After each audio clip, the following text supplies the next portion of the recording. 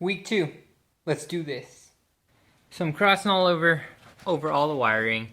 I got this sensor, I think it's neutral safety position switch. Got that crossed over. Got this crankshaft position sensor crossed over. And then what you see is a bunch of wiring on the left side of the transmission, basically running all the way down here and up to the front. On this one, it's a bit different, and it's all blocked off by this panel right here, and you got all this wiring over here. So I noticed that when I was crossing over, about to pull off all this wiring, that the only difference was the actual connector itself.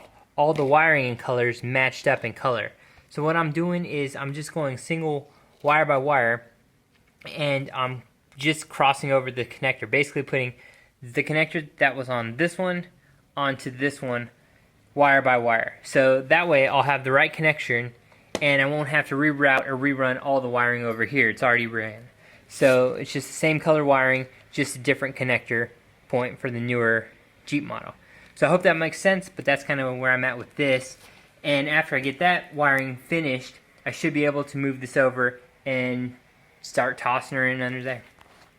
I got this 2-jack method going on. One on the back, one on the front. Slowly easing up the front and the back simultaneously to kind of slide it into place. The transmission and transfer case. Now, I still need to move it forward a couple inches to get it lined up.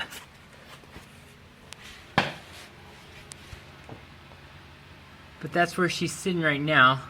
So if I can get this forward a little bit more and thinking if I can get those 2 bolts in, then that'll kind of hold it in place. So I'll get the upper bolts in and start tightening it in from there. Just need something to basically get it in place and move it forward just a little bit more, and hopefully we'll get it in there. So fingers crossed, we'll get this part almost buttoned up and then start plugging everything back in. If anybody was to ask me how I did that by myself with 2 jacks, I'm gonna have to say I have no idea. I just got really lucky. Took my time, lowered the front, raised the front, raised the back, shimmied it all underneath there, and got it all lined back up. Tops bolted back in. Working on getting the bottom bolted back in. Gonna bolt up all the what's it called, torque converter and everything. Then get this all mounted up once I get the linkage and everything mounted. And toss the rear drive shaft on. Try and start it up. See what happens. But still got a little ways to go. Getting all the lines and everything plugged in over here. Got the kickback cable back on. Still got to put this gauge back on. Starter back on. But I mean, for the most part, she's getting buttoned up under there, so we'll see how this goes. Almost there. The transmission, transfer case, and drive shaft is on. That angle isn't great. I'll fix it with the SYE or probably transfer case drop just to kind of get me started. But basically just have all buttoned back up. The exhaust is back in. Everything's all the 4x4 linkage is connected. Hold on, let me get under this. I can show you. Okay. So all the 4x4 transmission, all my transfer case linkage is set up. The transmission is set up again. Everything's all buttoned back up. Exhaust is on. I basically just have the front drive shaft hanging now. And everything is reconnected up here. So, only took me about 6 hours. And like I said, I'm filthy and dirty and everything like that. But I got that bitch back on. So, now I just need to connect the battery. And tomorrow and the next day I'll work on the front axle. Front axle, you're next, bitch. Alright. Day 2 or 3, whatever you want to call it. Front axle day. Let's get this bitch in. Removing everything that I don't need on this axle. I'm actually going to take off the brakes from this because they're all rusted up and stuff, and put the brake assembly and brake rotors from this axle onto it. From what I've read, it should be easily transferable. We'll kind of see how that works. You know what happens when you read stuff on the internet. But basically, we're going to go ahead and start removing this. Going to go toss on the new springs too, and get this axle out of here and swap that one in. Yep, still going to clean that one up a little bit.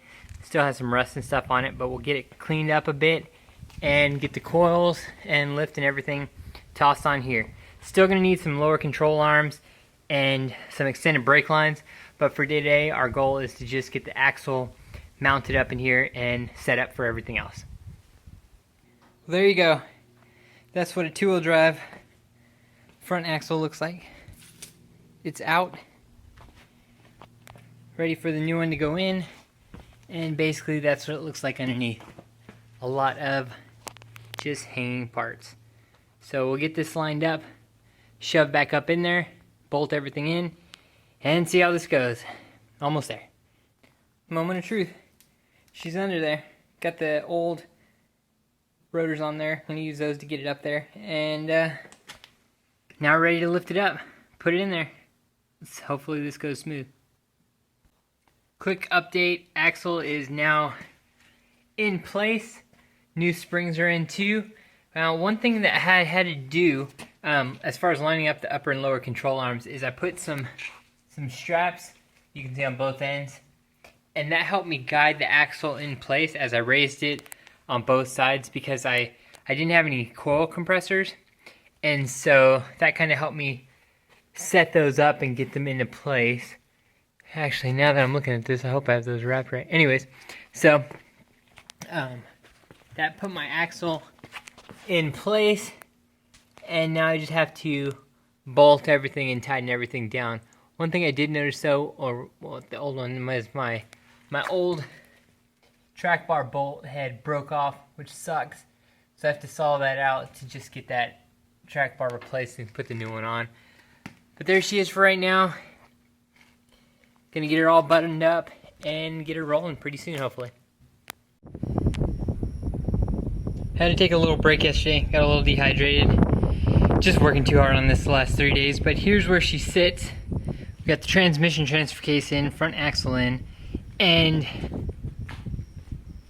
almost everything complete. Basically what I'm missing now is my shocks, which I'm still working on.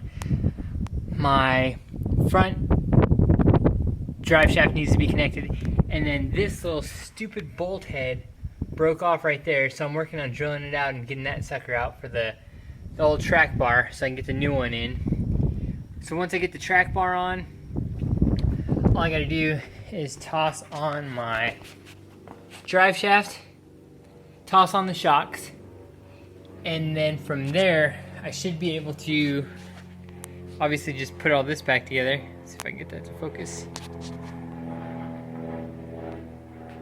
Anyways, put all the interior back together, and I should be able to run and test it out. I want to change the fluid out in the front diff, just because I don't know how old it is and it's just kind of been chilling. And I'll probably change out the fluid in the transmission and the transfer case. But besides being raised in the air, that's kind of the gist of what she looks like now. Just need the wheels and tires on there, but she's got that front transfer case, solid axle in there now, and keep wrenching on it. Hopefully get this done soon. First startup since the conversion done, just tried to start it, crankshaft position sensor. The crankshaft position sensor wasn't plugged in. So we'll see if it starts now, and then see if it just moves forwards and backwards. See what happens.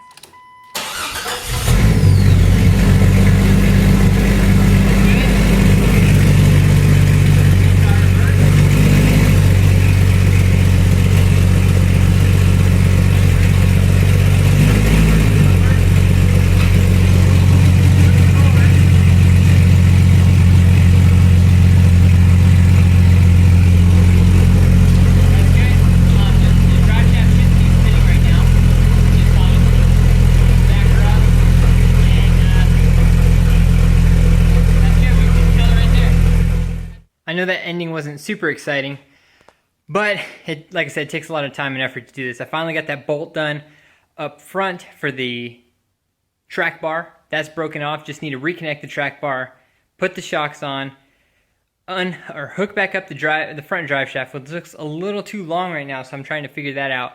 I think longer, lower control arms up front will help with that. And then I can basically drive around and see if the 4x4 works. So that's where I'm kind of at right now. That's going to be a wrap for this week. It's going to finish up everything that I can do in time to post this video. And hopefully next week, I will actually have it driving around and testing out the 4x4. So, like I said, I'm sorry that's not super exciting, but we have the 4x4 conversion like 95% done. It moves forwards and backwards, which is great. Next time we'll drive around and test out the 4x4. So, good start. A lot of work, especially in a garage like this, working with just jacks and a rolly cart thing. So, progress. There you go. Week 2, complete.